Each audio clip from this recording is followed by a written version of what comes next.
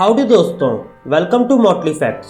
क्या आप लोग ये बात जानते हैं कि रात में एरोप्लेन आवाज क्यों नहीं करते, या आसमान में सबसे चमकदार चीज क्या है, या फिर टाइम ट्रेवल जैसी अनोखी चीज भी पॉसिबल है या नहीं? ऐसे ही कई सारे मजेदार सवालों के जवाब आपको इस वीडियो में मिलेंगे। So let's get started. The darkest but the brightest. हमारे यूनिवर्स की सबसे ज्यादा चमकदार ऑब्जेक्ट क्या है? क्या वो सन है, या कोई और स्टार, या फिर एक सुपरनोवा? इस सवाल का जवाब काफी इंटरेस्टिंग है और अजीब भी है। हमारी आंखों को आसमान में सबसे ज्यादा चमकदार सन दिखता है, लेकिन सन सबसे चमकदार स्टार नहीं है, बल्कि सबसे चमकदार स्टार का नाम है R136A1। यह स्टार हमारे सन से 8.6 मिलियन टाइम्स ज्यादा चमकदार है, लेकिन यह यूनिवर्स की सबसे चमकदार चीज नहीं है। इस स्टार के बाद आता है सुपरनोवा, जो सन से 5 बिलियन टाइम्स चमकदार होते हैं। सुपरनोवा असल में बड़े स्टार्स के खत्म होने वाले एक्सप्लोजन को कहते हैं। सुपरनोवा के बाद आते हैं हाइपरनोवास, जो सन से 30 टाइम्स से भी ज्यादा बड़े स्टार्स के खत्म होने पर होते हैं। हाइपरनोवा में सुपरनोवा से 100 गुना ज्यादा एनर्जी रिलीज होती है। और फिर आते हैं यूनिवर्स के सबसे ब्राइटेस्ट ऑब्जेक्ट क्यूसार्स, जो सन से 600 ट्रिलियन टाइम तक ज्यादा चमकदार हो सकते हैं। ब्लैक होल जब किसी सन को कंज्यूम करता है, तब मैटर ब्लैक होल के अराउंड एक डिस्क की फॉर्म में इकट्ठा हो जाता है, जिसे एक्रीशन डिस्क कहते हैं। इस पूरे फिनोमेना को क्यूसार कहते हैं, और ये सबसे ज्यादा ब्राइट होता है, यानी डार्केस्ट चीज ही सबसे ज्यादा ब्राइट है। The time travel experiment. 2009 में मशहूर साइंटिस्ट स्टीफन हॉकिंस ने टाइम ट्रेवल पॉसिबल है या नहीं, ये पता करने के लिए एक एक्सपेरिमेंट किया। उन्होंने 28 जून 2009 को टाइम ट्रेवल की एक पार्टी रखी, और उस पार्टी में आने के लिए इनविटेशन उन्होंने एक दिन बाद यानी 29 जून को दिया।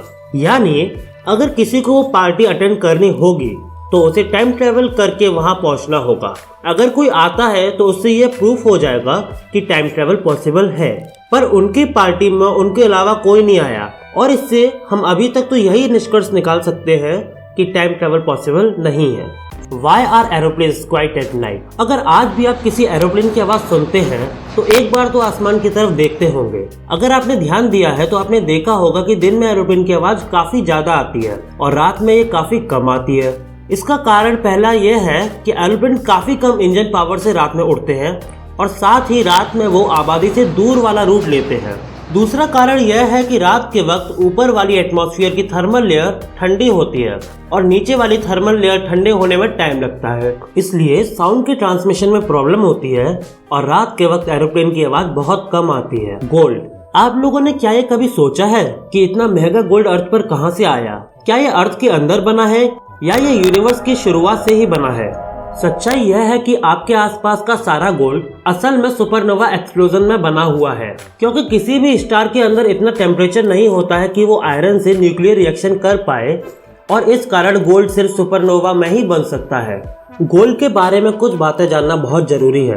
जैसे 24 कैरेट गोल्ड 99.99% प्योर होता है, और 22 कैरेट गोल्ड 91.6% प्योर गोल्ड होता है। गोल्ड इतना ज्यादा नॉन कोरोसिव होता है कि इसे किंग ऑफ एसिड यानी कि सल्फ्यूरिक एसिड भी नहीं पिघला सकता। इसका फायदा यह है कि गोल्ड बड़े लंबे समय तक चमकदार रहता है।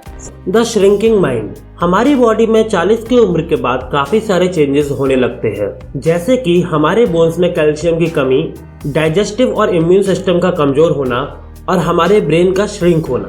क्या आप यह बात जानते थे कि हमारा ब्रेन भी श्रिंक होता है?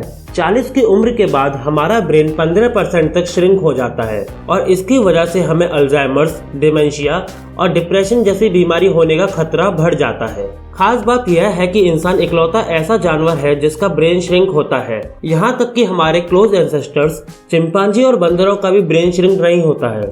तो आपको क्या लगता है कि हमारे साथ ही सिर्फ क्यों होता है? So that's it for today guys. अगर आप लोगों को वीडियो अच्छी लगी हो तो वीडियो को लाइक करें, अपने दोस्तों के साथ शेयर जरूर करें, और ऐसी इंटरेस्टिंग वीडियोस आगे देखने के लिए चैनल को सब्सक्राइब करें। And stay tuned for our next video. Thank you.